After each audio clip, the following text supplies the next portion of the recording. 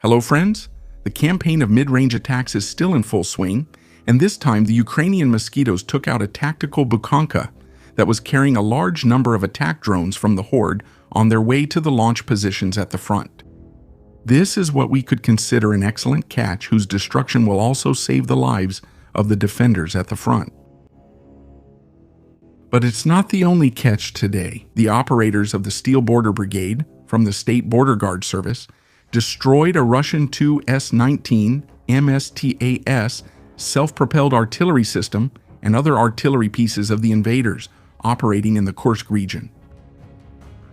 The Border Guard brigades have become operators of unmanned systems, combined with highly effective assault units, skills they have consistently used to attack the equipment, shelters, vehicles, and artillery that the Russians concentrate near the border, using drones, loitering munitions, and infantry reconnaissance teams. The Tu-S-19 MSTAS is the main Russian 152mm self-propelled howitzer with automated loading, a range of up to 29 kilometers, and great mobility for rapid repositioning. It is a fundamental pillar of Russian artillery doctrine, providing crucial fire support for ground offensives and carrying out long-range attacks against Ukrainian positions and civilian settlements in the Sumy region. For its part, the Unmanned Systems Unit, Rubaka, is actively participating in the mid-range attack campaign, which has managed to neutralize around 500 vehicles in the first 48 days. But its pace is increasing as 90 additional attacks have been recorded in just 3 days, raising the daily average to about 30 trucks destroyed. This represents a significant intensification of operations, which are also being directed against roads, bridges, and bases in the rear of Donetsk, Sabarilla, Kherson, and Crimea. The campaign takes its name from the area of action of the units that focus on intermediate distances between 20 and 200 kilometers behind the front line, which is the zone where Russian forces move their vulnerable supply convoys. Key routes such as the R-280 highway, which connects Rostov-on-Don with Crimea through Mariupol, Berdyansk, and Melitopol, have earned the grim nickname Highway of Death among the truck drivers of the Horde. The charred remains of hundreds of trucks and light vehicles now cover these routes. The Ukrainian Defense Minister, Mikhail Fedorov, has stated that the goal is to achieve a total logistical blockade, to deprive Russian forces of the ability to carry out active assault operations, and to ensure that the enemy no longer feels safe, even at a considerable distance from the contact line. This campaign of attacks shows no signs of stopping, since Ukraine is not only increasing the production of mid-range drones, but is also refining its tactics, including coordinated swarming attacks, which are heavily straining the invaders' logistics on the southern front.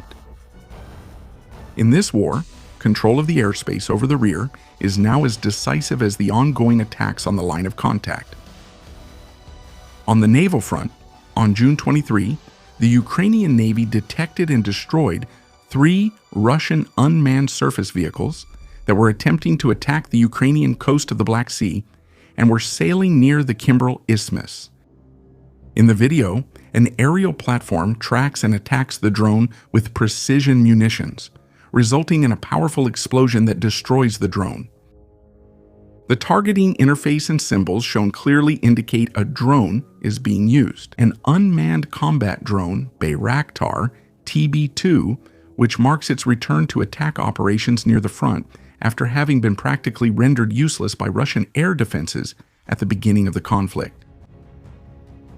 In a more troubling development, the Ministry of Defense confirmed the destroyed Russian vessels had Starlink antennas, which Russia still uses because it lacks reliable domestic alternatives for extended maritime drone operations.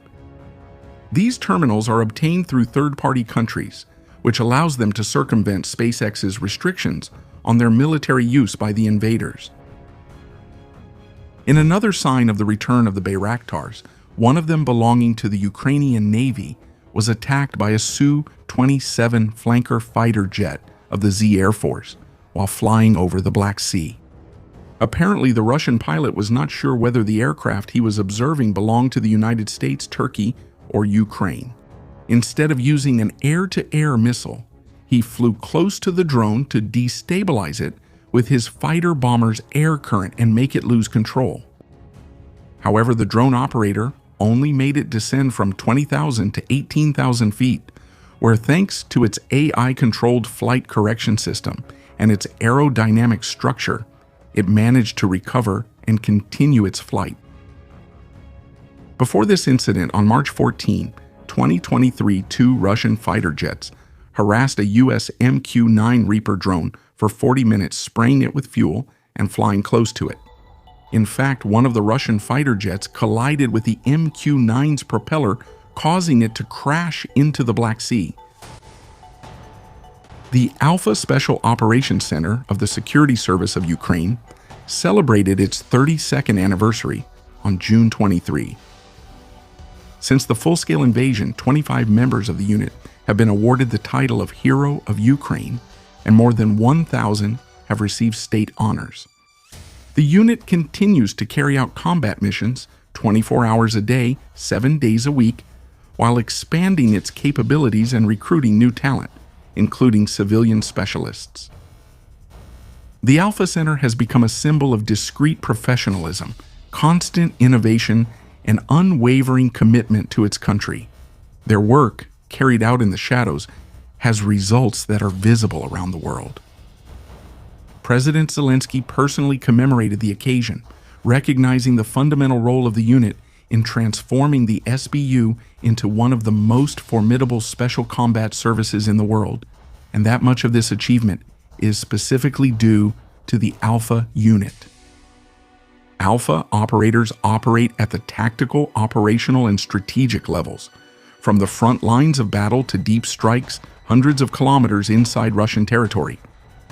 According to data published on the occasion of the anniversary, Alpha leads the ranking for the destruction of Russian personnel and equipment using drones, as they are responsible for 20% of all enemy infantry casualties.